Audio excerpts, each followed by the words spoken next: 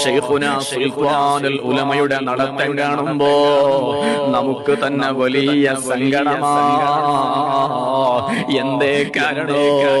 ഉസ്താദ് ഓടി നടക്കേണ്ട പ്രായമല്ലല്ലോ, വീട്ടിൽ വിശ്രമിക്കേണ്ട പ്രായമാണ്. ഉസ്താദിന്റെ പ്രായമുള്ള പല ആളുകളും ഇന്ന് വീട്ടിൽ വിശ്രമത്തിലാ.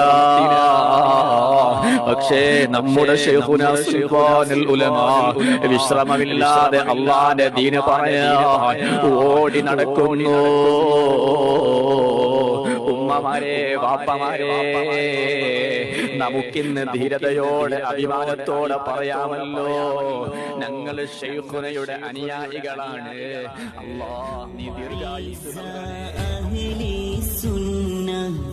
يا مذل أهل البدع يا شيخنا سلطان